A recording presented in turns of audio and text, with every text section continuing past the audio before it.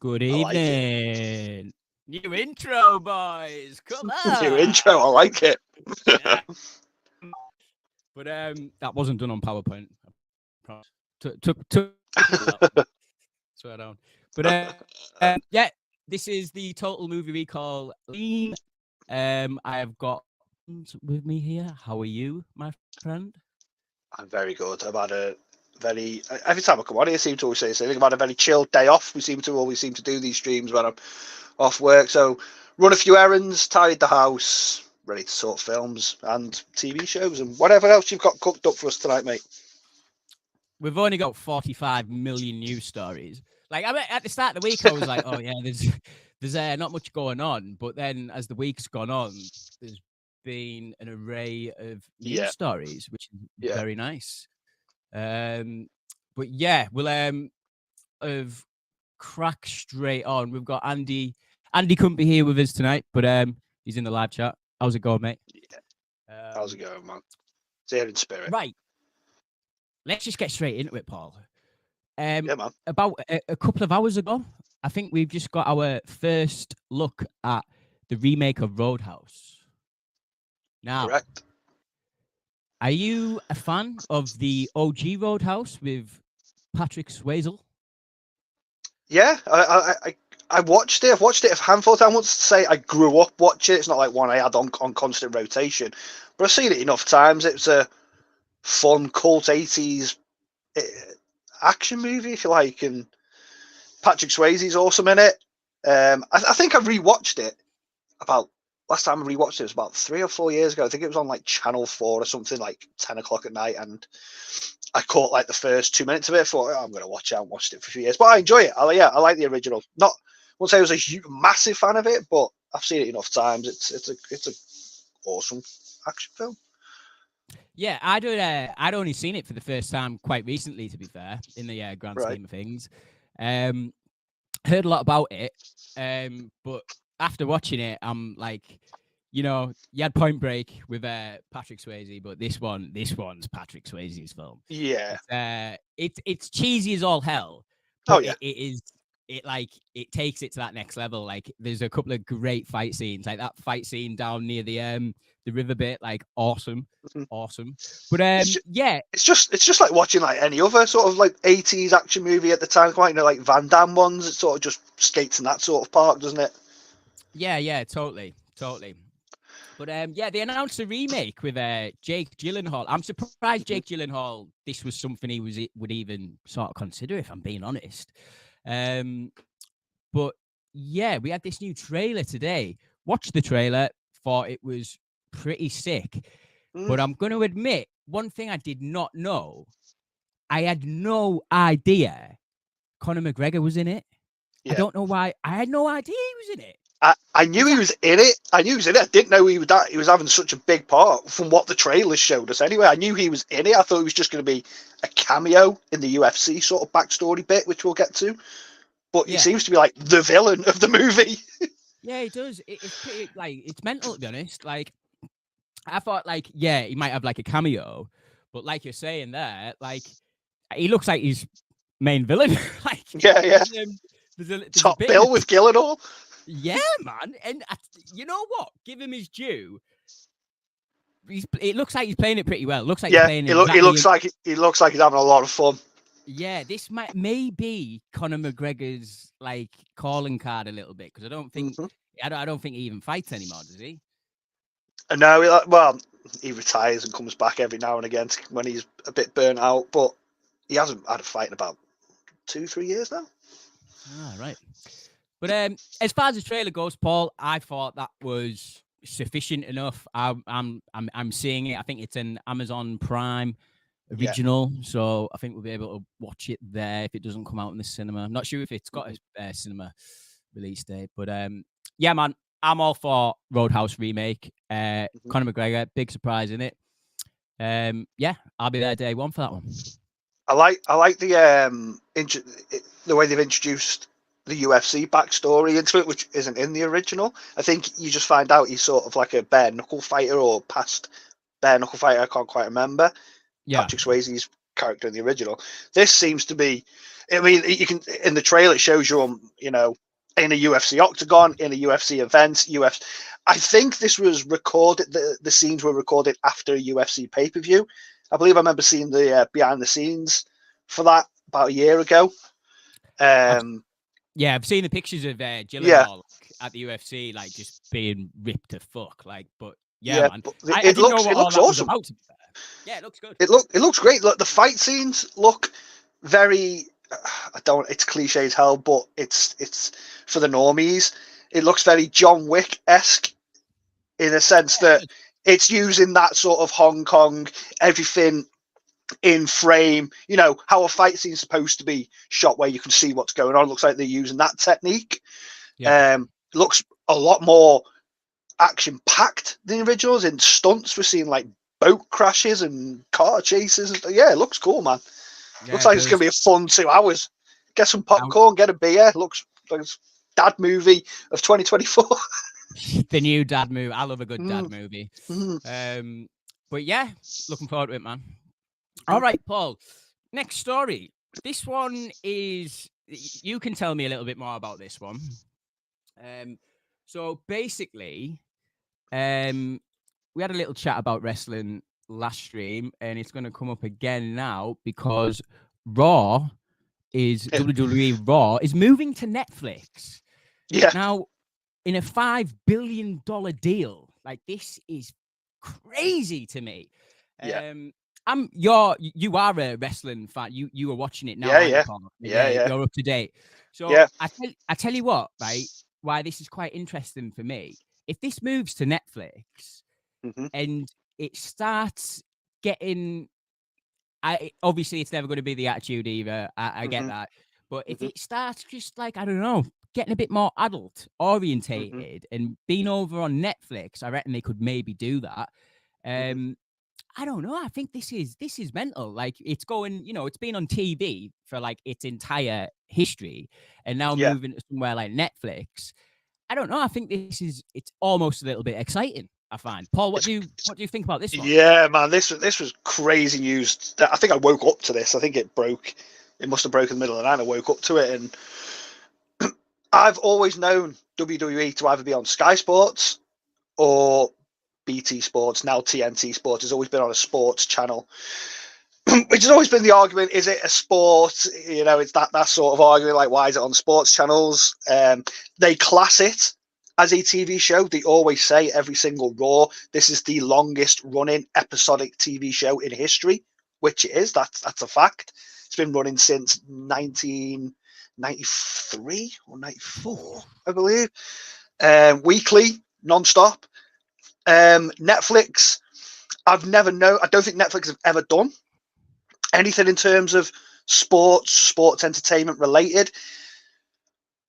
Is it going to be live? Because when you watch it on BT Sports or Sky Sports back in the day, they'd show it live at 1 a.m. in the morning. Obviously, because of American times, are we going to get it live? Netflix, I don't think, has ever showed anything live before. The pay-per-views, WrestleMania, Royal Rumble, are they going to be live? Will we have to pay more for them? It's crazy. Like it's exciting. I'm excited because for me, as a UK fan of wrestling, you have to pay for that BT Sport, which is quite expensive, and I only really use it for football and wrestling. And I've already got a Netflix subscription. So's half of the planet. Do you know what I mean? It's one of, everyone's got Netflix or knows someone who has a Netflix account. So it's going to get more eyeballs on it. Like you said, you might decide one day, I'll check it out if you're enjoying it. Mate, if this is on Netflix, I'm just going to check it out. 100%. Yeah. There's rumors. Raw at the moment, every week is a 3-hour show. It's 2 hours once they cut out all the American sports are known for adverts. If you've watched Super Bowl or the NBA, they go to adverts every 5 or 10 minutes. You cut all the adverts out, it's a 2-hour show. But people are saying they can cut that third hour out now with Netflix.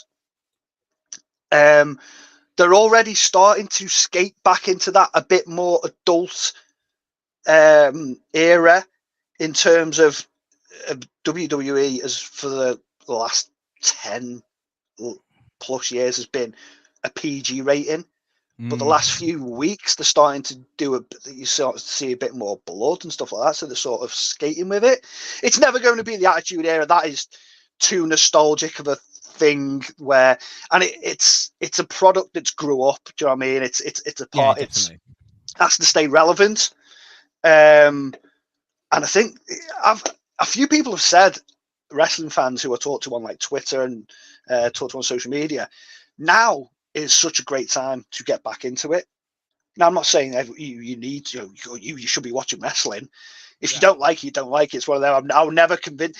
Wrestling for me is one of them things where if you're in on the joke, and I don't like jokers in like it's funny, but if you're in on the entertainment, then you can have the most fun with it. If you're not, if you push back against it, you're going to hate it. But yeah, I'm going off on a tangent, but yeah, I'm excited. 2025, the start of next year. It's going to be interesting. It's going to be interesting to be watching Wrestling Weekly on Netflix. Yeah, with you saying that they've like ramped up the violence a little bit in the last couple of weeks, maybe they're going to be ramping it up for this entire year for that January sort of release date of going over. Yeah, actually, absolute product of its time. Oh yeah. But, you could not do that now. No, absolutely not. Like the most sexist, racist, like it's just every unimaginable thing that you can put up. Yeah. In 2023, they were doing it all in the Attitude Era. Yeah. But I'm looking forward. I'm fascinated by it because like I'd love to get back into it. Like I was telling you last week, like all that my phone consists of at the moment, the algorithm is just showing me Raw. Like that's all it's showing. We've got Andy here, 100% wrestling Paul. People talk about it being fake are so tiresome. Yeah, they fucking It is. It is what I've always. I grew up in an era where with my friends, I was always defend it, and now I'm like, oh, I don't watch wrestling. You still get people now in 2024, 2023, saying, oh, it's fake, don't you? No, is it? No, is it really? Crazy. But yeah, it's like I said, if you're in on the joke of it, and like I said, I don't mean joke as in it is a joke, but if you're in, then you can have the most fun with it. And that's how I watch it now. I watch it just and have fun. Even like my girlfriend watches bits and pieces of it, and she gets into it. Do you know what I mean? She knows it's not real, but it's entertaining enough. Oh yeah, 100%. Like it's like watching Gladiators. Do you know what I mean, or something? Well, not just that, mate. It's scripted, right? So like, but everyone watches scripted stuff when they go home, work or whatever. Do you know what I mean? Like you'll sit down and you could watch, I don't know, Coronation Street. That's all scripted. That's a bag of shite. Do you know what I mean? That's all fake. Like it's similar principles, I think. To be fair, and they all end up turning into fucking big star actors and that from it. So, well, yeah, I don't know. Yeah, it's a good platform. Yeah, I noticed along with this story, by the way, as well, that the Rock's now a part of the board of WWE. Yeah, so a company called TKO bought out WWE and UFC. Right. About the middle of last year. Nothing's been really done yet until now. We're starting to hear things now like The Rock becoming part of the board of directors of the company TKO. This Netflix deal. There's things. WrestleMania this year is the 40th one. It's the 40th anniversary, so they're going to go heavy for that. I think we're going to see a lot come out of that. It's exciting times, man. It is. If you're not a fan, it's a good time to be a fan. Yeah, can't wait for it. Okay, moving on to our next story. Oh, hang on a minute. We've got Badger in the chat.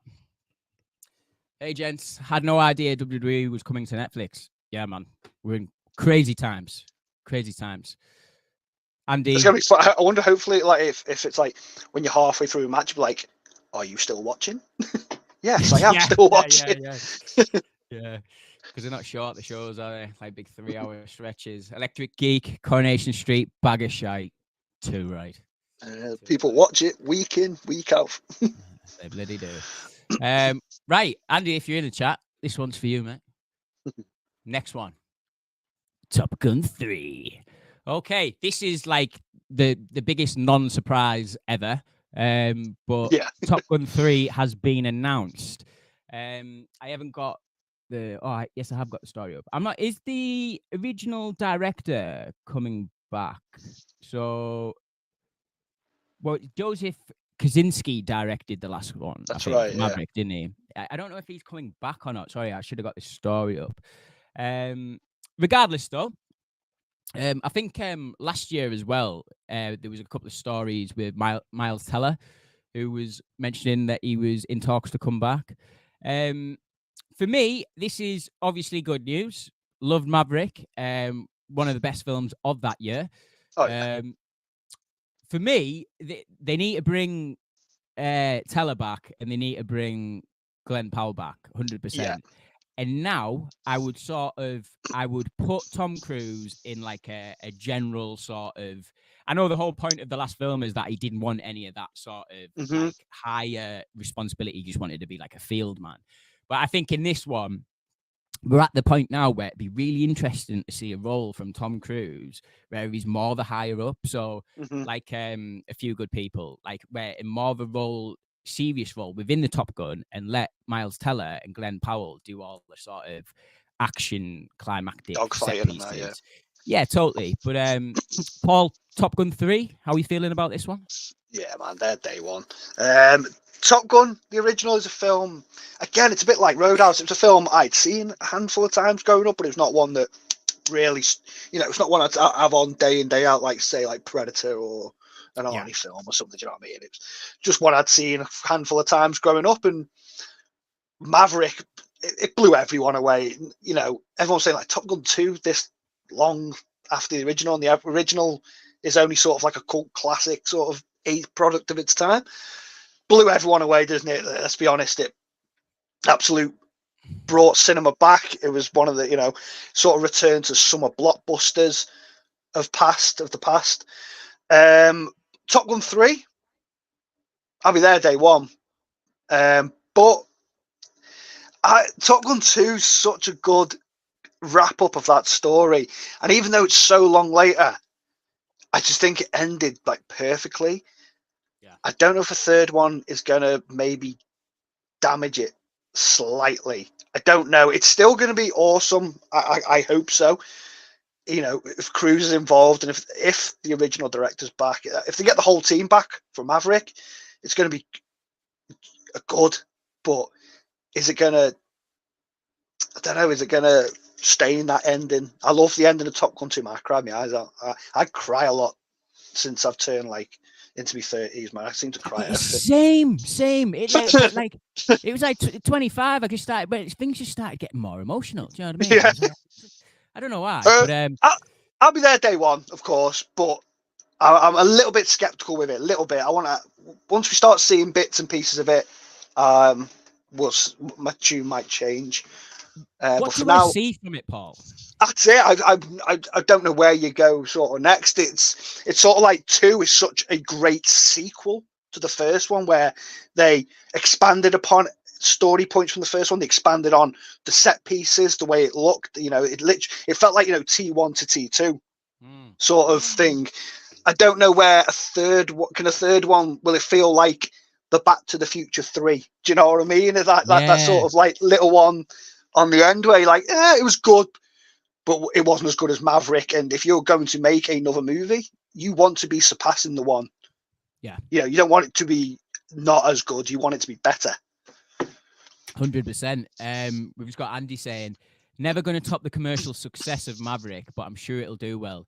Give it a different subtitle, agreed, and leave Maverick out of it, I say. 100%. Like, I don't think, like, leave Maverick out the title or leave Maverick out of the film completely. I wouldn't leave him out the film completely. I'd have him as like a general or something like that. Like, he's just bit the bullet. He's finally got with Jennifer Connelly, and he's now settled down and living the high life of the dangers of being in dogfights and stuff like that. But I thought you were going to say the highlights to the danger zone there. I should have. That would have been way better. But looking forward to Top Gun 3. I'm not gonna lie, I did not think Top Gun Maverick was going to do as well as what it did. Not at all. I remember it got an early press screening, and people are raving about it. It's like, really? Like, yeah. That good? For me, it was like because he obviously had like the Mission Impossible franchise like taken off like on its third iteration of awesomeness. I thought they'd be like too similar. Do you know what I mean? I thought like just have too similar vibe, which I think there's a danger of if Tom Cruise, you know, wants to be the lead of this film again. But I don't think that's the way to go. I don't think that's the way to go with it personally. No, I do like your idea, to be fair. Yeah, and he's just saying, have Maverick in it, but for me, shouldn't be the focus of more Top Gun. 100% agreed. Top Gun, new generation. Yeah, man. Don't call it that. Yeah, please don't. Okay, mate. Next little one is Deadpool 3 officially wrapped. You know what? Did you see the post he put out? Yeah, just of his crotch. Great. It's fucking brilliant, yeah. You know, I've got to give Ryan Reynolds some big props here because he's managed to make this film with Sean Levy, obviously. They managed to make this film through like 6 months of strikes, pretty much, or whatever it was. Do you know what I mean? Like doing like because they'd filmed a little bit before the strikes kicked off. Then obviously have come back and just like pedal on the gas. Do you know what I mean? Like pedal to the floor, like. They've managed to wrap this film up, and he's still saying they're going to hit that July release date, which is that's the one thing I'm like, it's like you can hit that July release date, you've only just wrapped. Yeah, look, right. He seems pretty positive about it, and I don't think Ryan Reynolds the sort of person. If he had an inkling of doubt that maybe he wasn't going to hit that release date, I think he'd be upfront and honest with us right now. Do you know what I mean? Yeah. But yeah, man, this is, you know what it is? I'm not exactly like falling out my seat for Deadpool 3. I'm just sort of fascinated with how they're going to implement the old Fox regime into this film. I think it's going to be a send-off. Hopefully it's going to be a send-off. I don't think this is going to be the last time we see Hugh Jackman, unfortunately for me. I think this should have been like one last ride. Do you know what I mean? Like we thought we were getting that with Logan. I understand why they've came back to do a film with Deadpool because it's been on the cards for like over 10 years, if not longer.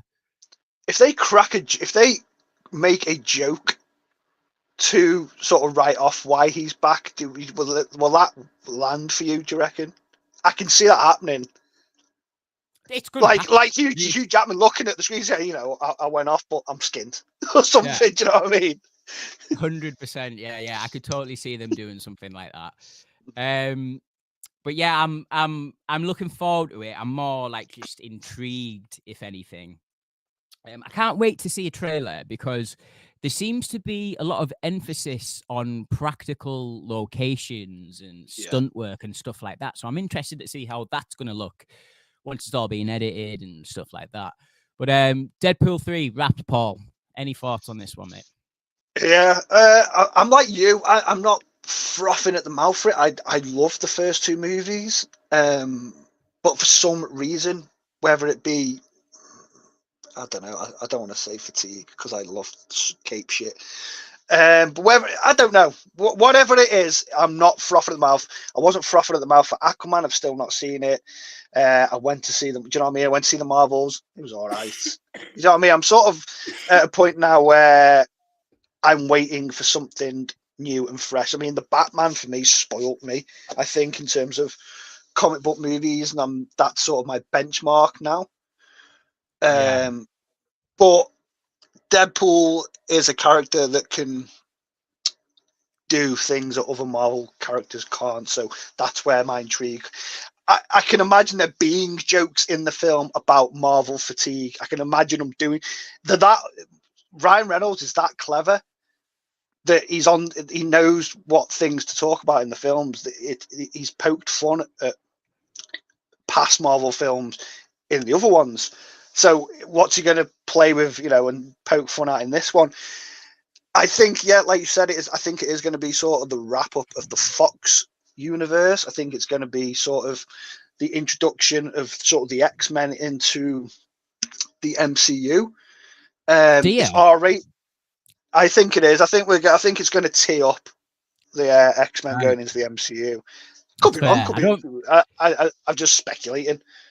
Yeah, I think you're somewhere near there. I think we'll get an explanation of why we're going to have X-Men in the MCU going forward. I don't think we'll actually see any of them. We're not going to have a new Wolverine or a new Cyclops or whatever. I can see them going really young with the X-Men, you know. Try to take it right back. Yeah. Yeah. I think they have to if they want the longevity. Yeah, 100%. I think they're putting a lot of pounds in the X-Men franchise going forward. Yeah. And why the hell not? Because if you're talking about Marvel, Spider-Man and X-Men, I think that's they like two biggest characters. X-Men, many characters in that, but as recognizable as they both are, I think they're like household name sort of thing. That's your Batman and Superman. Do you know what I mean? Yeah. Like that's DC. That's the same for Marvel. So I think they're going all in on X-Men, and I think that's why it's took so long. I don't think they want to rush it, but yeah, I'm looking forward to it. Keeping on the Marvel train, Paul. Our next story: Daredevil starts production again. Daredevil Born Again starts production again. Right. The reason why I wanted to bring this one up is because obviously, they were going to be starting production again, but it's also been revealed now that the Netflix shows are completely canon with the MCU. Thank God, because they reference in Daredevil season 1 the events in New York. Like it's mentioned throughout the series, so why not just connect the dots? Makes Thank sense, God they're doing that. Yeah, I think Marvel, Disney have, swallowed their ego a little bit here. Because I think the reason why they weren't wanting to connect it to anything of the Netflix shows, because the Netflix shows were fucking great, but they were a mature content. They were. They had a different vibe going. And I just think Marvel didn't want to appear to that. Because back in the day, I don't know if you remember this, there was a lot of, I can't remember who owned the Marvel Netflix sector, but there was a bit of conflict between whoever that was and Kevin Feige at the time. Now, that person who ran the Netflix shows isn't there anymore, nowhere near the project. So I think it can only mean sort of good things that they pulled the Daredevil shows away and said, look, this isn't working. We can't go forward with this. This is going to be one of our mainstay key characters moving forward, I think, which it is. Daredevil, recognizable character. He had a movie over 20 years ago. People know him, regardless of whether they read comics or not. They know who Daredevil is. And I just think he's going to be a mainstay for the MCU moving forward. There's also been reports that it's not going to be 18 episodes anymore, which I think is a good thing to make. Yeah, I think the 18 episodes is a bit too long for those Marvel. Yeah. That was one of my sort of little gripes with them Netflix shows. I felt they were drawn out a bit too long. Yeah, totally. 18 episodes to me is I don't know, I bet they'd be 25 to half an hour minutes long. And for me, that's one of my biggest criticisms with Disney Plus shows. They're too short for me. They just are. There's not enough meat on the bone to take anything emotional away from them, because by the time you get invested, you're watching the credits. Yeah, and you're thinking, what the hell? So I think they could tighten that whole area up a bit, but they're bringing the original cast back as well. So we've got Foggy and Karen, but not only that, they're bringing back Bullseye as well. Now, shame on me for not getting this guy's name up. Wilson Bethel. That's what he's called. The actor who plays Bullseye. Paul, I don't know about you. Did you see season 3 of Daredevil? Oh, yeah. Mate, since season 1 of Daredevil, I was like, when are we going to get Bullseye? I was like, main villain for Daredevil, along with Wilson Fisk. Get to season 3. And it's weird because they do the Born Again storyline in season 3, which is a bit bizarre that they went to go and call it that for this new iteration. But it does make sense, because it is. Well, actually, it doesn't make sense now, because it's the same character from the Netflix shows. Anyway, they're obviously skating on the Born Again as in he's coming back, but only us sweaties are going to get that reference. Yeah, you know what I mean? Yeah. But for me, guys, the actor, this Wilson Bethel, who plays Bullseye in season 3, holy shit, awesome. Yeah. Like his whole arc in that show's brilliant, and you can tell he's really messed up individual, and it comes across really well in his acting. But that was like my main takeaway from that. I was like, yes, we're gonna have a couple of episodes with Bullseye in it, and hopefully he gets his proper suit as well. I'd love to see what that suit looks like in live action, because Colin Farrell, get the hell away. He asked for a suit and you didn't give him one. But yeah, I cannot wait for this show. Like, as far as Marvel, Disney, and all that, yeah, it's a bit, we're not going to say it, Paul. We're not going to say the F word. You almost said it earlier on. You didn't say it, so I'm not going to say it. But as far as like characters that I give a shit about, Daredevil's definitely one of them. Also, I just want to add in before I pass it over to you, Paul. They mentioned that the villain Muse was going to be in this season. Have you read anything with Muse, the villain? Not that I'm aware of. Right. Because I hadn't. No, I haven't. No, it's not a villain that rings a bell. So after we're done, go and have a little bit of a deep dive into Muse, because if they're using this guy as the villain for this new season of Daredevil, holy shit, man! I think we're going to be in for some good stuff here. I've literally just Googled it, and the first image come up is a picture of him, topless with like what they call spandex. What they called? Yeah. What are they called? They're holding trousers up. Yeah. Holding like a paintbrush and painting. His face is white, and he looks fucked up, to be fair.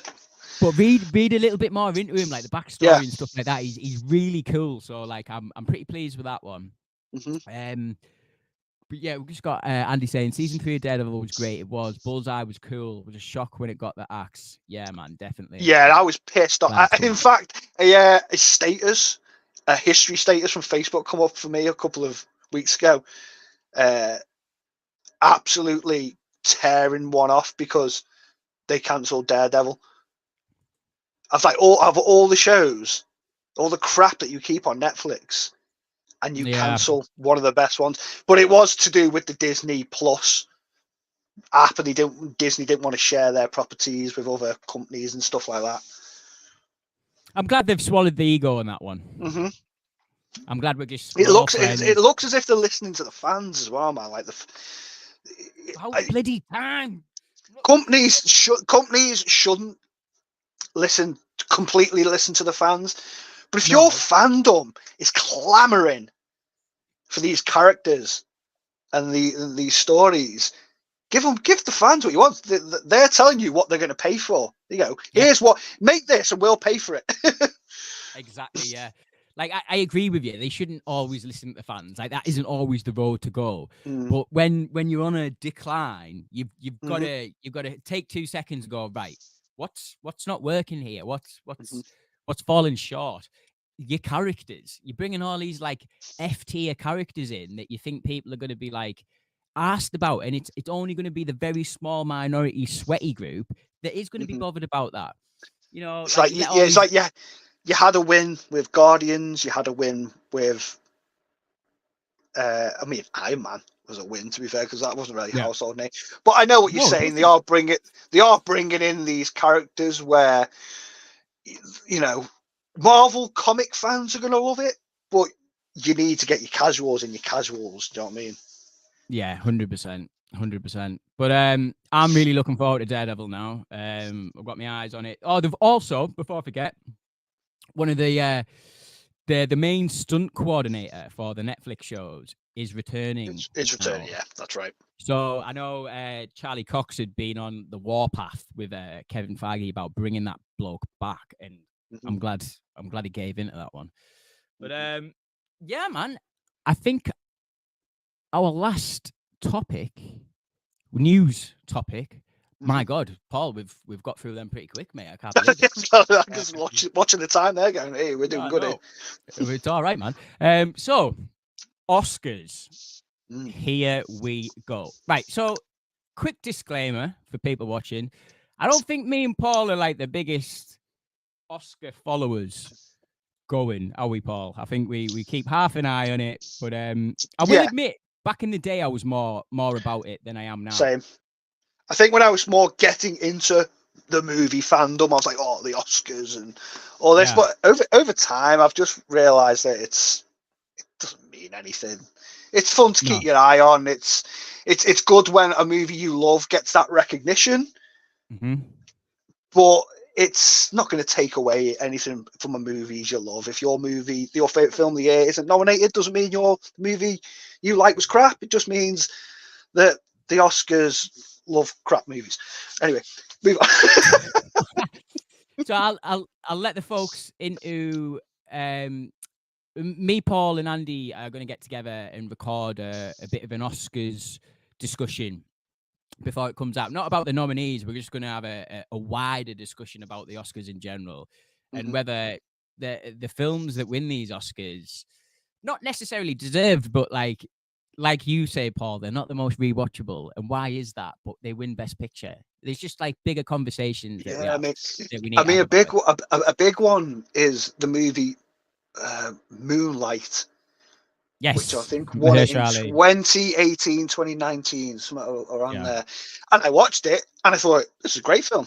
I enjoy it. I enjoyed this film. When's the last time you heard anyone talk about that film? No. How was that the best movie of the year? When it's for another discussion, but I've got thoughts on it. You've got thoughts on it. We'll get to it when we get to that podcast. It'll be a recorded segment, that one as well. So look after that. I think we might end up recording that one next week. So just keep an eye out for that one. Right, Oscars. Okay, we're not going to go through every category at all. There's just certain little bits of interest I want to bring up. First one we'll talk about is Margot Robbie and Greta Gerwig. So lots of drama on the internet, as always. People really kicking off about Margot and Greta getting snubbed at the Oscars. Now, I'm half in agreement and half not in agreement. As far as Margot Robbie goes, like, let's be fair, people. This is nowhere near Margot's best role or best performance, whatsoever. If you've seen Babylon, if you've seen I, Tonya, you know what we're talking about. Like, they're two master performances. She should have got something for I, Tonya, in fairness. She was fucking amazing in that film. But yeah, she ain't a snub, I don't think. I don't know whether... Do you agree with that one, Paul? No, I don't think. I don't think nominated? I don't think so. You've just covered it, mate. She's had a lot better roles that she wasn't nominated for as well. Babylon is...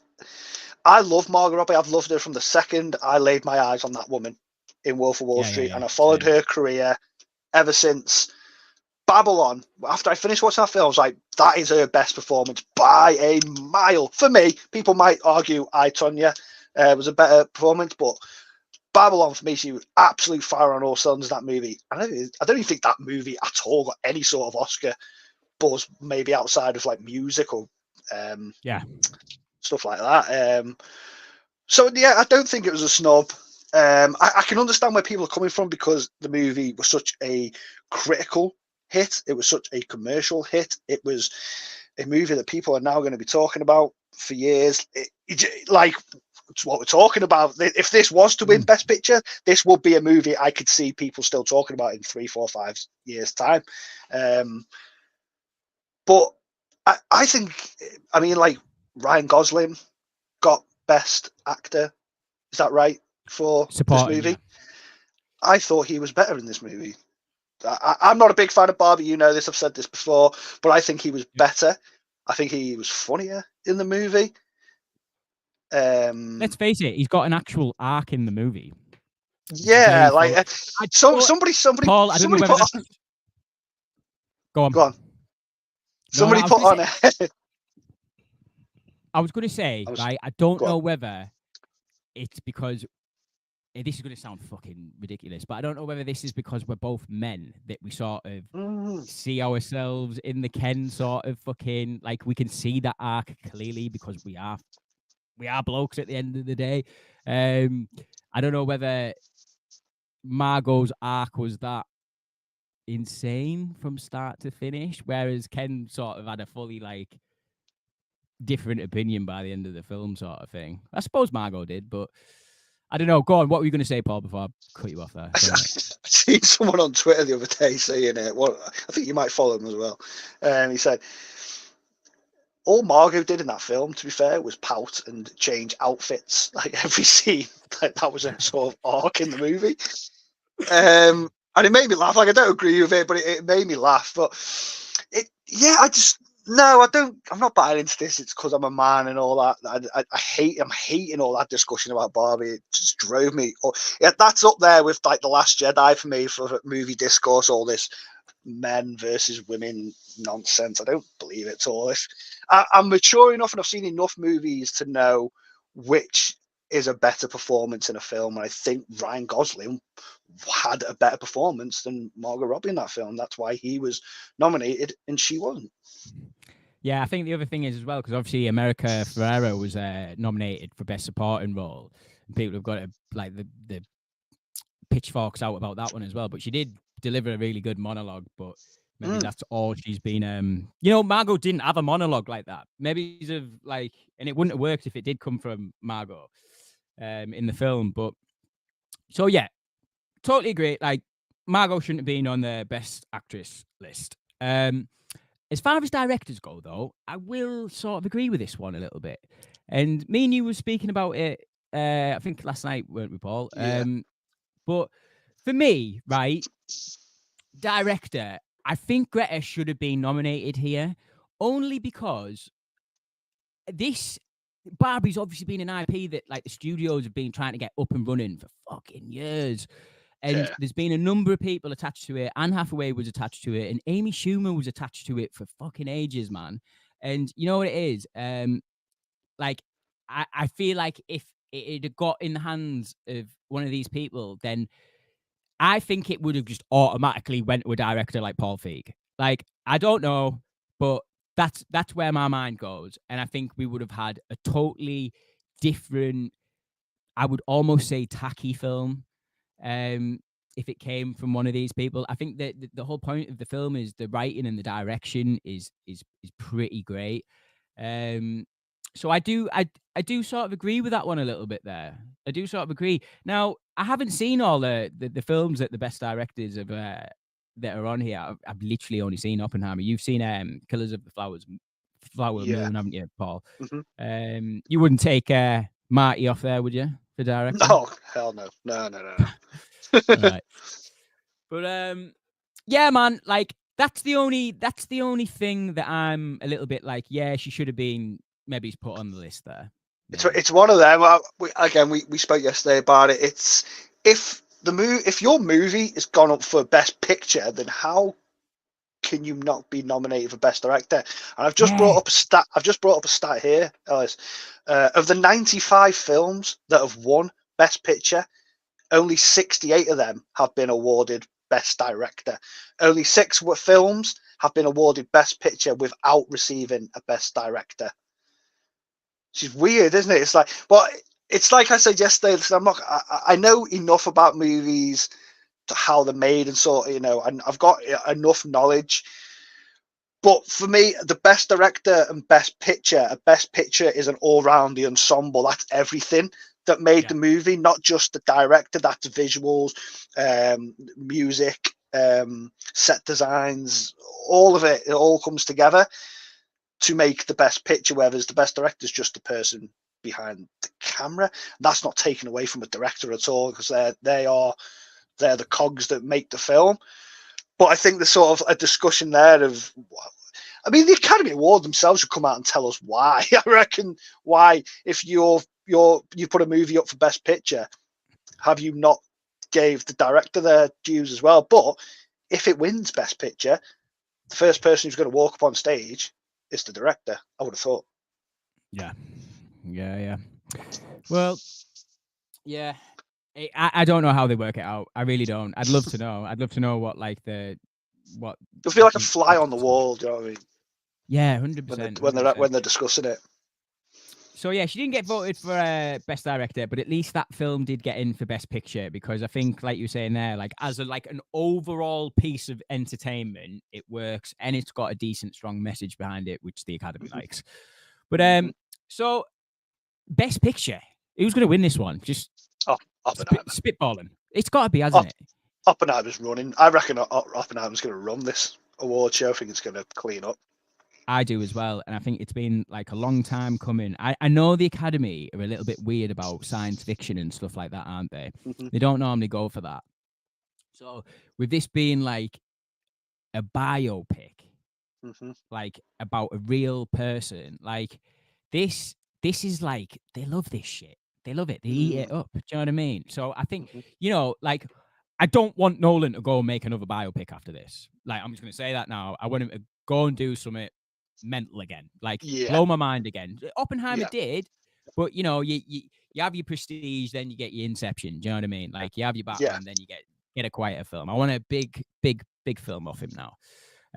So if it's ever gonna happen, Oscar wise, I think this is it. This is the time. This is the time he gets his Oscar, I think. I mean, don't get me wrong, that category is strong as hell. I haven't seen every film on there, but I've heard nothing but hype from every film on there. Killers of the Flower Moon, man, I think it's a weird one, Killers of the Flower Moon, because even though it was an incredible film, it was like my third favorite film of the year, you didn't see as many people talking about it as Oppenheimer or Barbie. No. Do you know what I mean? I think the length really hurt Killers of the Flower Moon. Well, I mean, it's only half an hour longer than Oppenheimer.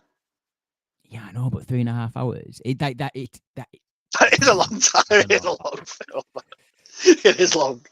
I can't wait to watch it, but like, I'm having to book a whole weekend off for it. Do you know what I mean? Putting in a holiday request at work. What do you need it for? Killers of the Flower Moon. Okay.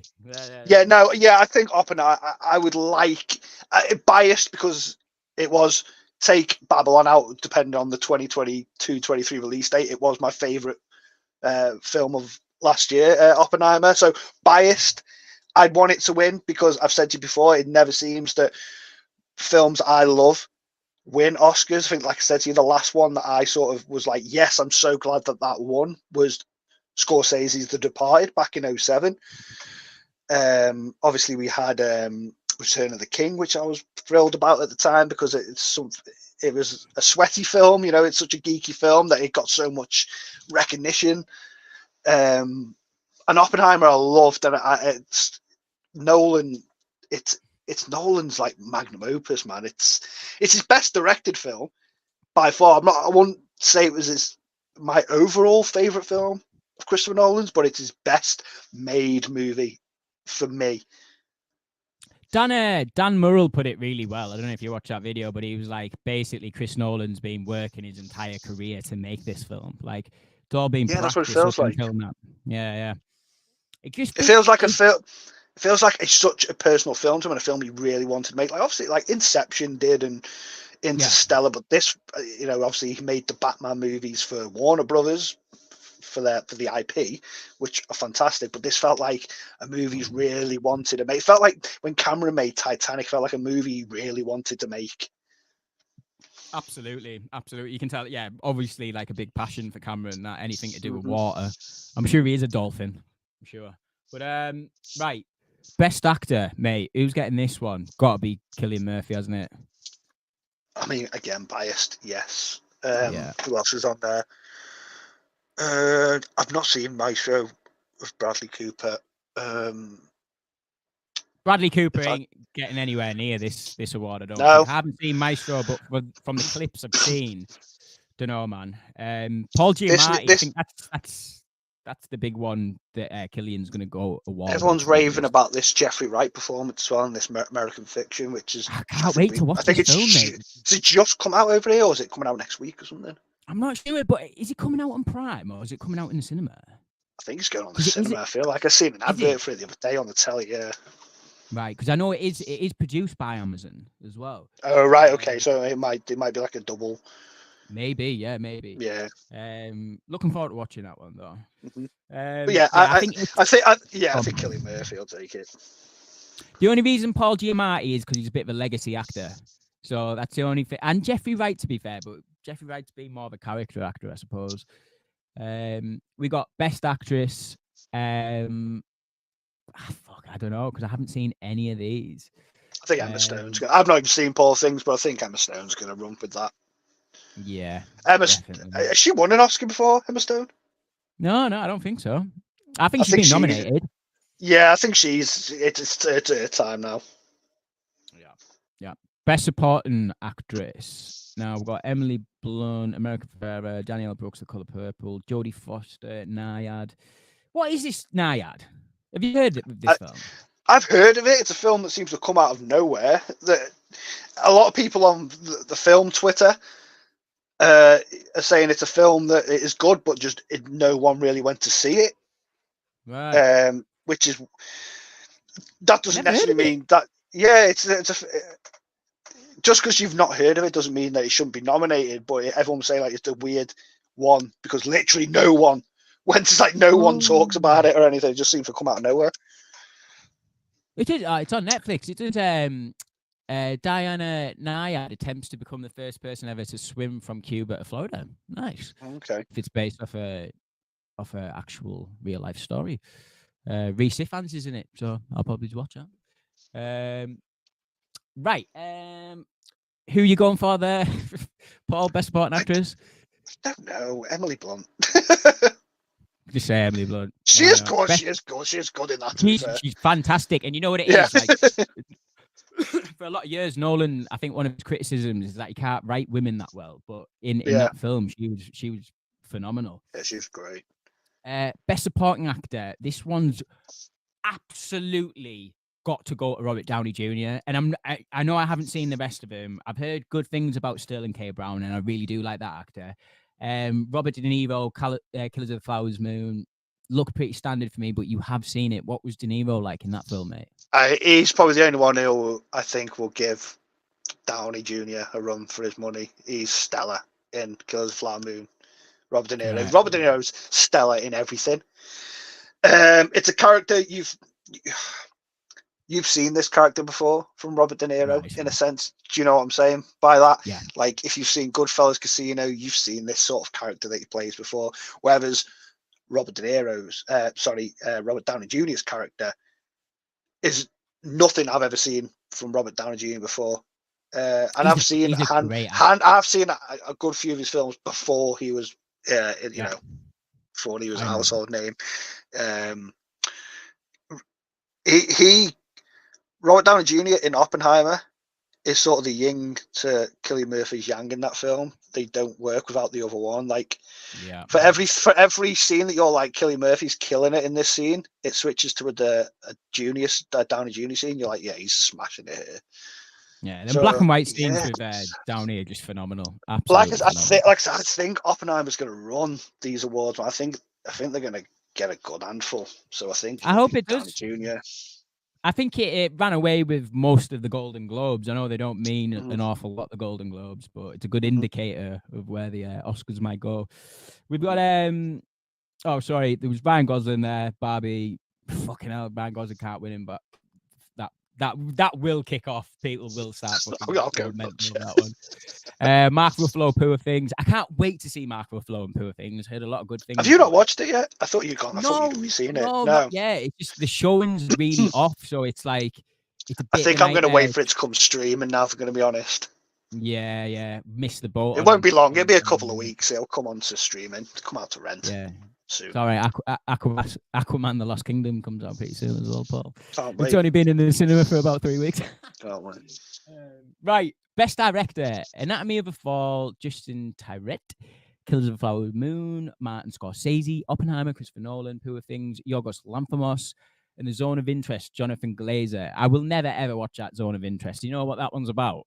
Have you seen anything to do with that film? I've seen a trailer for it, but it's one of them trailers I couldn't tell you. It does tell you nothing about what the film's about.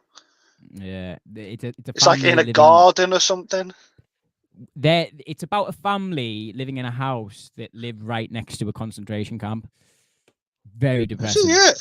That sounds like something I'd watch that. Don't get me wrong, Paul. Like the premise of it, when you go and look it up, you're like, oh fucking hell, yeah, that sounds really good. That, but I think it's the slower side to A24. A lot of just long scenes and in living rooms with not much dialogue. Could be totally wrong. Could be the best film ever made. Probably not.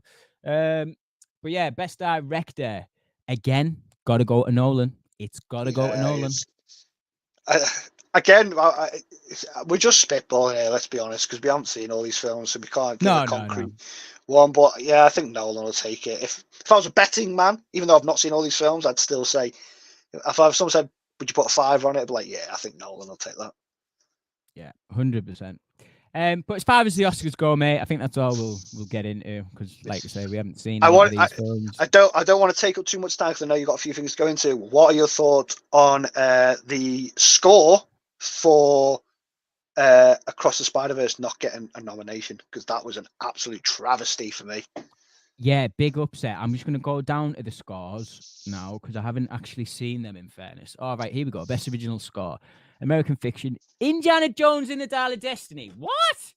Killers of the Flower Moon. Oppenheimer. Poor Things. Oppenheimer's taken that by far, but... Oh, fucking ridiculous. Like, honest to God, 100%. And if he doesn't get that, that's a shocker. Why have they put Indiana Jones on there? That is like a legacy. Yeah, like, oh, John Williams done enough film. Yeah. And like Andy said it as well about Indiana Jones, all that score is just a sort of melody, sort of mashup of his past work. So yeah, a lot of like Han Solo themes and stuff in Indiana Jones. You know, the love theme and stuff like that.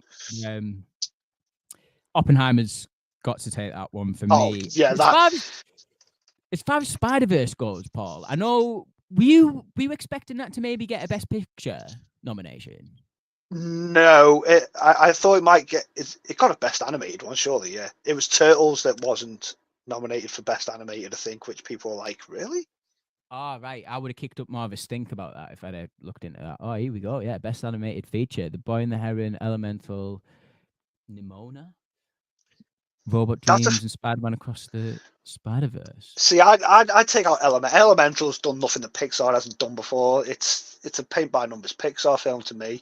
Pixar fans might disagree. Disney fans might disagree. I think Pixar haven't had a smash for since like Coco. You want to talk about Marvel fatigue? I've got major Pixar fatigue. Like, they were magic back in the day, and they're just throwing out too much content now where it just feels like it doesn't mean anything anymore. I think Turtle should have been in there as well. Yeah, 100%. But it's like it's one of them, isn't it? It's because it's so close to the style of Spider-Man Across the Spider-Verse. I think they've just went for the more popular IP there, if I'm being honest. Yeah. But yeah, man. Spider-Man Across the Spider-Verse, Best Animated Feature. Do you reckon that's probably going to take that one? Yeah. Yeah. But what about The Boy and the Heron, though? Like that, I heard a lot about that. People were. I'm a massive fan of anime. I haven't watched the film yet, so this is just me sort of spitballing from what I've seen trailer-wise. I've seen better animation. Suzume was a better animated animation movie than looks-wise, I feel. In terms of actual story and stuff like that, I don't know. I haven't seen the film, but in terms of just animation, it's nothing I haven't seen before, I don't think, with that Boy in the Heron. It looks very similar to his previous work. Okay.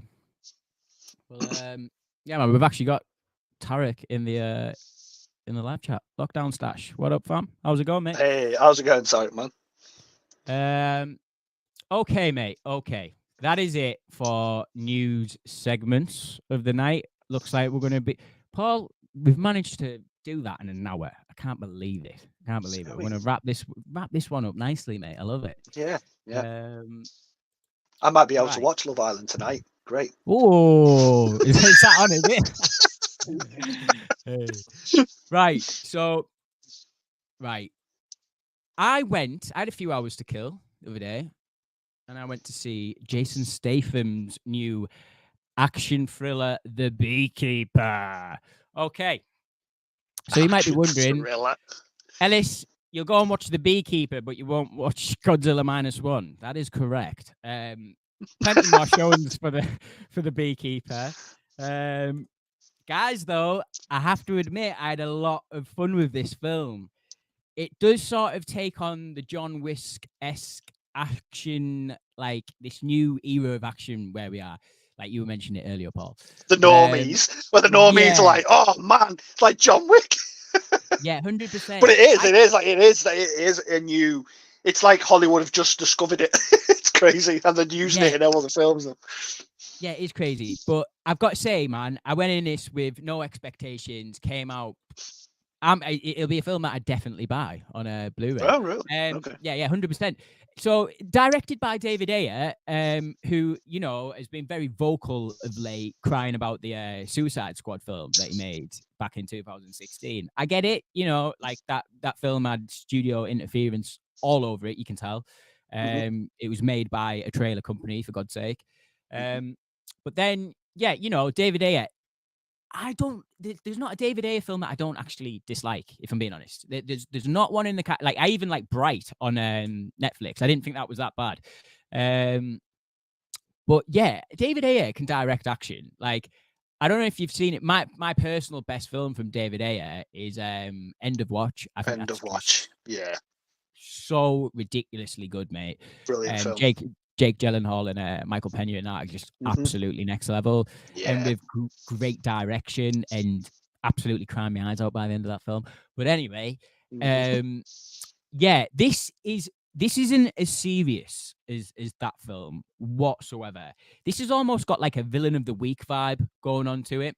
So Jason Statham plays a beekeeper, which is like technical name for, the most badass agents ever that are off the grid and stuff like that. And no one knows him. No one's heard of him. He just makes honey. Do you know what I mean?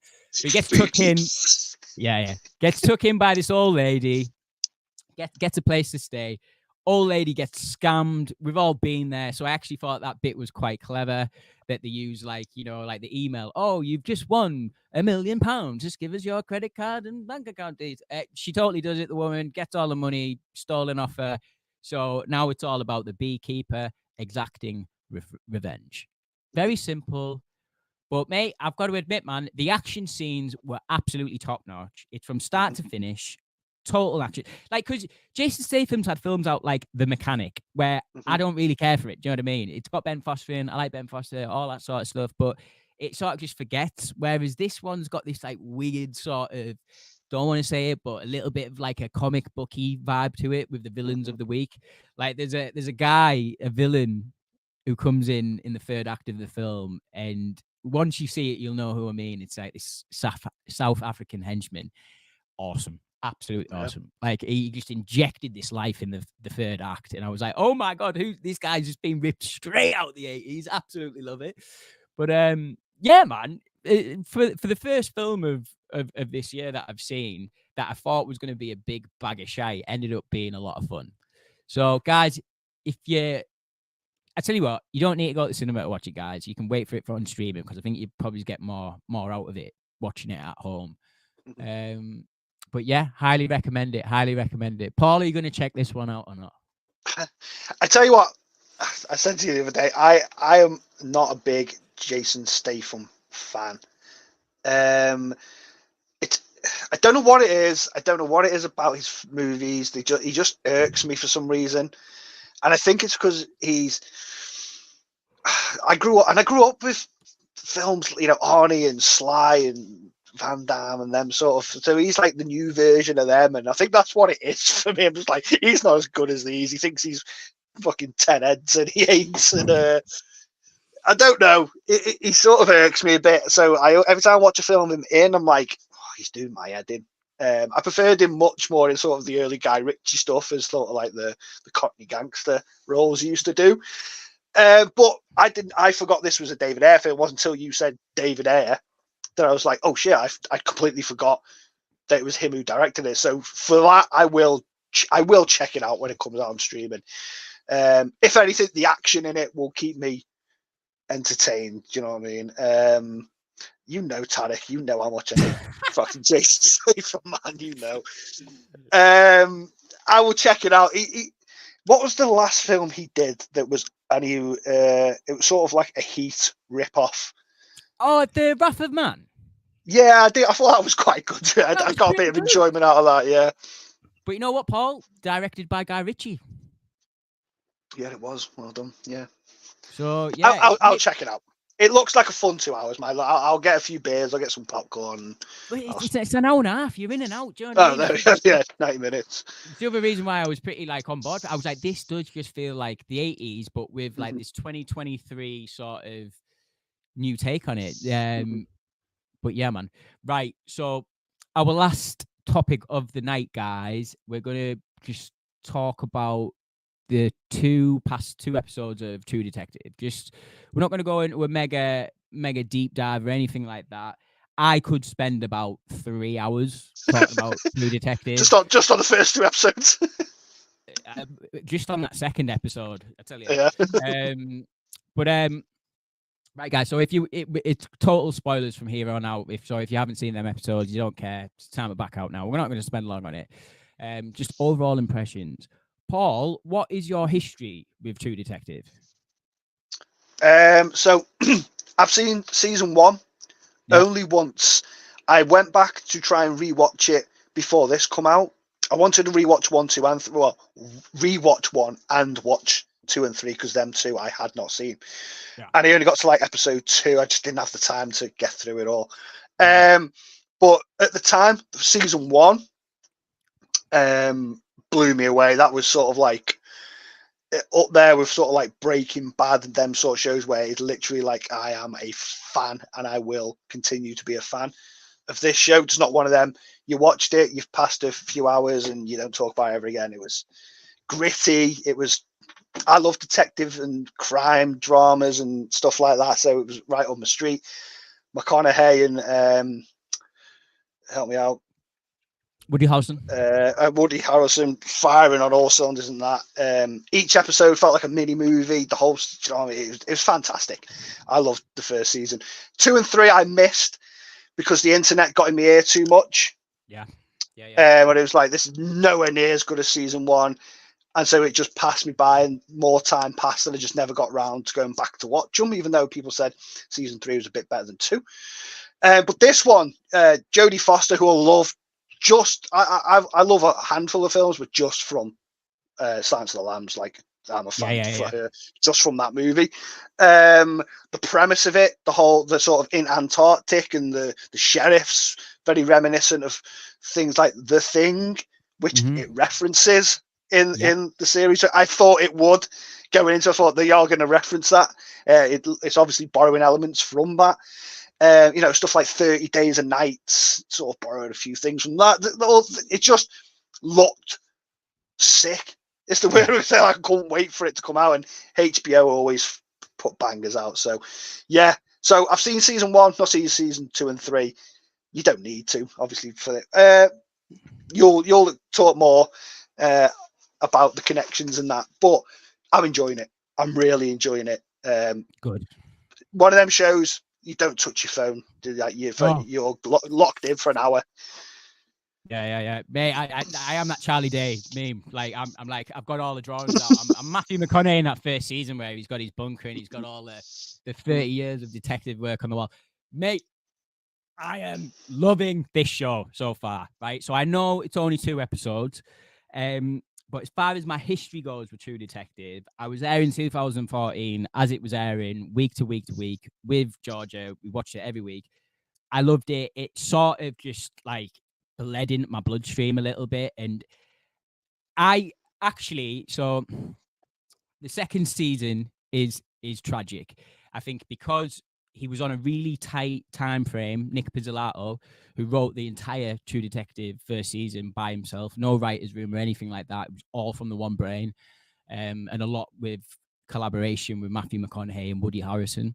You go in that second season, and it was a quick turnaround, and there ended up being a writer's room and stuff like that. And, it wasn't really Nick Pizzolatto's fault for how that season turned out, but it didn't have any of the inherent, like, what the first season was about. It was a totally different story and stuff like that. And this is an anthology series, but we're going to get into why I don't think it is an anthology series, actually. I think it was advertised at that, but now we're going into something else here.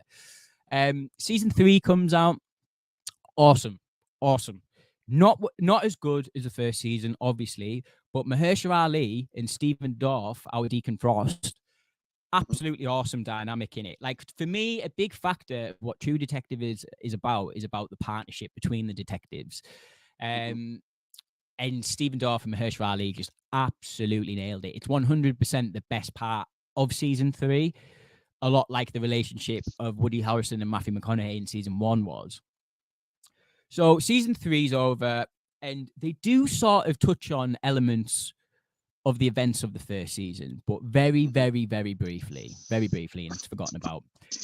That was 2019. We're now in 2024. This True Detective Night Country has been getting advertised for like the last year almost, and been very excited about it. But then I watched the first trailer, and the spiral from the first season is very much in your face in that trailer. And you know, for the last year, I've just been thinking this is going to be a bait and switch. I know it. I know it is. They're building this up. They're going back to Alaska, which is where Matthew McConaughey's Rustin Cole is actually from. They talk about it quite a lot in season 1.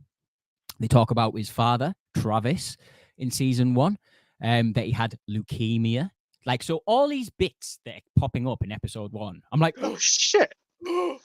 Oh my God, they're doing it. So basically, like, it's a bit like, you know, when we were talking about The Killer, David Fincher's The Killer, and I had all these expectations in my head, like 2 years prior, and it didn't meet my expectations, which isn't the film's fault. It's my fault for building them up. I can't help but doing that with every franchise I love. So True Detective's coming again. I see the spiral. Mate, my brain's going overtime. I'm like, here we go. I think they're setting something up here where we could have a potential return from Matthew McConaughey and Woody Harrelson. Oh, yeah. Because they didn't die at the end of the first season that we all forget. So the past week, I've been like trying to find like interviews with Nick Pizzolatto and stuff like that. And recently on Nick Pizzolatto's Instagram, about a month ago, there's a picture of him, Matthew McConaughey, and Woody Harrelson saying they've just finished a read of True Detective: The Return. I was like, no fucking way. And now we're in this new season, and episode 2 is like, basically, imagine being a fan of Batman, but you've never seen Batman's Batcave. So imagine being a fan of Rustin Cole from the first season of True Detective, but now you're seeing where he comes from, his home, his dad, shit like that. Do you know what I mean? That you hear about in season 1. And not only that, in episode 2, there's a mention of the Tuttle organization, who owns this lab facility, the Tulsa lab facility. It's obviously like the main crux of this new season. They own that. They were the main big bads in season 1. This is building up to something, man. I don't think it's necessarily going to build up in this season, but I think at the end of the season, the door is going to be open for a return. Absolutely. But as far as these 2 episodes go, Jodie Foster, you know, she's the detective. You know, like you were saying, Silence of the Lambs, this is like the sort of perfect sort of like legacy role for sort of Jodie Foster to come back to this sort of detective. And she plays it really well. She's an absolute arsehole in the show, but you can tell she's a really good detective, you know? Yeah. Then you've got Callie Reese, who's like this 5-time world heavyweight champion. Yeah. I only found that out the other day. What do you think about this girl? Because I think she's nailing it. Like, just as far as the first 2 episodes go, I think she's pretty good. Like, yeah, mate. I've got nothing negative to say about any of this. Yeah, I think they're great together. I'm loving the backstory that she's got. Yeah. Awesome. I can't wait to see more. I've got literally nothing, not one thing negative to say about these 2 episodes. No, absolutely not. Like, we're not going to get into it deep here. I'm going to set something up once this season's finished, and I don't know whether I'm maybe do it on my own or I'm definitely gonna have to rewatch season 1 before that then, because you've just schooled me on things I completely forgot about. The thing is, right? So this is no word of a lie, right? So when I watched that first episode of True Detective the other week, mate, I've watched the first season again. Oh, right, okay, yeah. Weekend just gone. It's probably my 5th or 6th time watching it. since 2014. And like I finished it, so like my brain is just like frazzled with all these little details from season 1 that are coming into play in episode 2 of this season. I couldn't believe it. I thought, you know what, the Tuddles are going to get mentioned. McConaughey's dad's going to get mentioned, but it'll probably happen in the last episode. Do you know what I mean? To get everyone talking. No, this fucker is kicked off in the second episode, and it's so in your face, the connections to season 1. If she was to pull a bait and switch by the end of this, I'd be pretty pissed off. But because she's got people talking about that season so much in episode 2, like the next episode, we're halfway through the season. Do you know what I mean? Episode 3, there's only 6 episodes. So this is looking like it's going to be like a really tight, consistent story that is set in the True Detective universe, and there's a bigger thing at play here. Think of the Tuddles as Thanos. Do you know what I mean? Like they're the main big arching bad that is like got their fingers. It's like the Mysterons from basically the Mysterons from Captain Scarlet. Yeah, it's like I don't know, man. Like I'm absolutely over the moon with how these 2 episodes. I wish I had more knowledge of season 1 than I did, because nothing excites me more is when TV shows do that, when they feed you breadcrumbs from past seasons. It's not in your face. They're just mentioning things, and you're like, oh shit, that's shit. Yeah. Like they're the TV shows that people love. That's why people love television, when seasons of TV can do that, where you can reference things, and if you're a fan of it, you're in on it.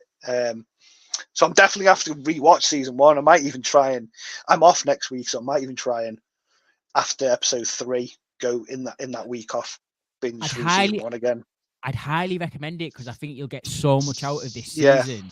Like now that you know what the connections are and stuff like that. Like, mate, if Matthew McConaughey turns up at the end of this season, like I am gonna fucking chuck myself out the nearest fucking window. Like, honest to God, like he's one of my favorite characters. Like of any medium. Rustin Cole is, I don't know, man. Like it goes Batman, it goes Rustin Cole, baby. Yeah, he's awesome. Yeah, he's absolutely quality. But I have to ask you, as a fan of True Detective, I have to ask you this. And if you think you know the answer and you think that is what it's going to be, maybe not say it, but have you got a theory? Have you got a theory about where this is going at the moment? I will ask you this. Do you know why then people are in the ice? Not do you know, like, do you know the answer? What are your theory? What is your guess of why?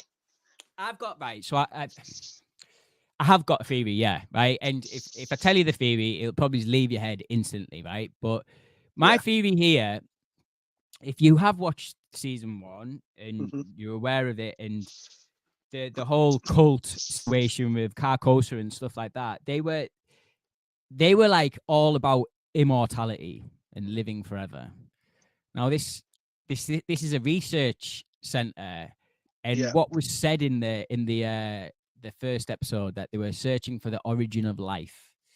Now, if this Tulsa, place is funded, which it's explicitly told, because what happens in the first episode, you've got Peter, the young detective, sitting down with Danvers, Jodie Foster's character, and he's about to tell Jodie Foster who actually funds the Tulsa Research Center.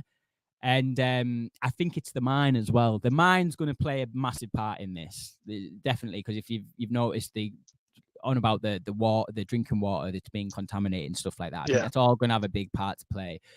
But yeah, I think it's got something to do with what these scientists were actually looking for. I think there's going to be a connection there.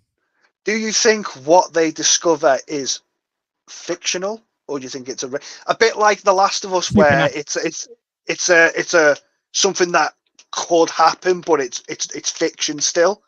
Do you think it's going to be like that? I think they're going to lead you on the entire show thinking it is more supernatural than it ends up actually being. I think the fact that they're in Alaska and the environment is so harsh and does a lot of weird shit, like in the second episode, one of the guys who went to the research center, who ends up seeing someone, ends up saying like, "Oh yeah, this is like we see people all the time. We see people from the dead all the time. Like it's a common thing."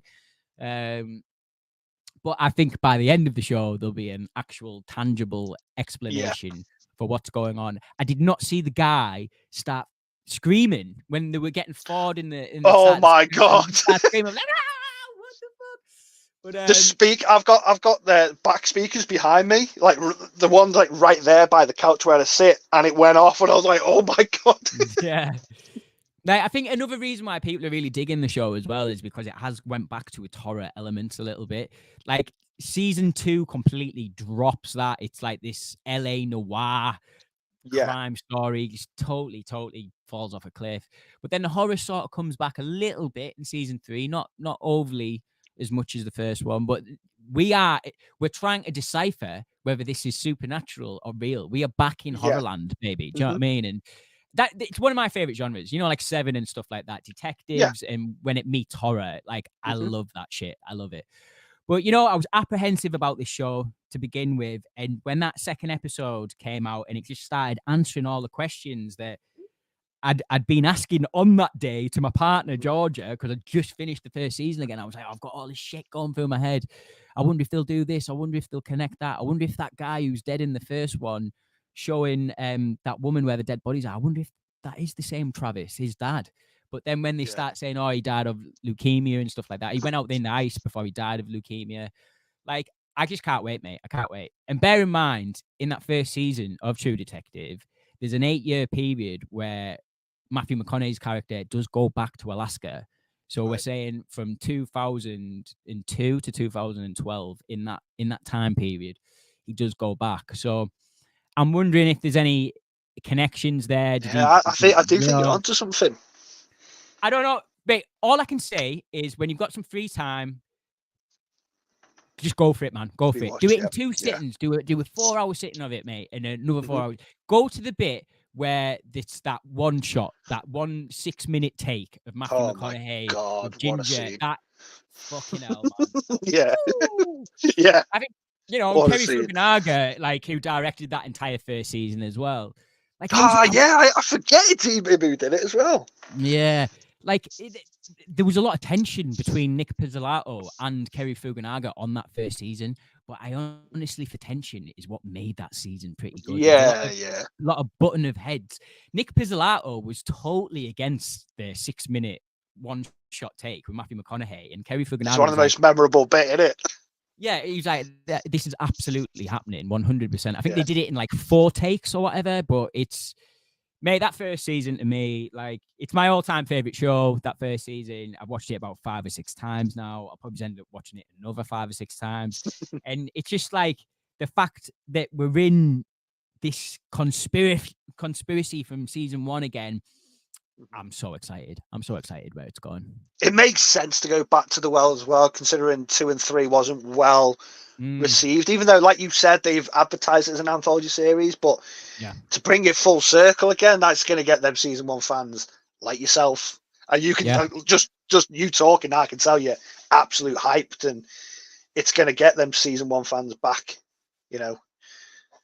100%, 100%. I think, and you know, like just looking at YouTube and stuff like that and all the thumbnails, you can tell people are hyped, and it is because of the connections from the first season. Because I think people are like me, oh, it's going to be a bait and switch. That I still think the spiral, because that spiral in the first film is the you know, the sign of this like conspiracy like group that are kidnapping all the women and children. I thought the spiral was going to end up being some like indigenous sign that predates. I did. And it still might be. It still might be. But there's a reason why this group is using that symbol from the first season and why it's all over the place in this night country. But yeah, Paul, can't wait to talk. We'll get into it. We'll probably do another stream. We'll be another couple of episodes. We'll give our thoughts. But you know, like once this season's ended, like I'll want to do a proper deep dive into all this stuff and break it all down. But yeah, man, I think that'll do us for this stream. Paul, I can't believe we did this in It's got 5 minutes left, man. I know. Should we do a sing along? Yeah, I've got no outro, so we'll have to do a sing along. But no, mate. Pleasure to have you on again, mate. Thanks for going through these topics. A lot of exciting stuff coming. next episode, next live stream, I might have seen a couple of films by then. I know Argyle's coming out, and I know the Iron Claw's coming out. Which the Iron Claw's the big one for me. That's the one I want to talk about with you guys. But yeah, just keep your eyes open for it. I haven't got a date yet. These aren't going to be exactly fortnightly streams, guys. I'm just going to get that out of the way now. They're just going to be as and when we can do them. Yeah. But just keep your eyes open for them. That's all I'll say. But hit the notification bell. Yeah, hit the notification bell. Subscribe. But yeah, Paul, thanks for coming on, mate. It's been awesome. Always a pleasure, mate. Yeah, this has been the Total Movie Recall live stream. Paul, is there anything you want to plug or anything? No. Like you said there, man, this is something we've wanted to do for a while. Just get together every now and again, talk movies, talk entertainment, TV shows, whatever's happening in the world of entertainment. These are going to be as best as fortnightly as we can, but it might be days where I might not be able to do it and Andy can jump in or Badger can jump in, or if you're not available, it might get pushed back a few days, pre-recorded, recorded, live. Just keep your eye out. Open. Yeah, man. Yeah. Keep your eyes open. But anyway, until next time, I'll be here for the next one, I would have thought. Yeah, we've got to talk about the Iron Claw, man. Definitely. Yes. But yeah, guys, thanks for watching. Thanks for all the comments and stuff. And we'll see you next time. Take it easy. Goodbye.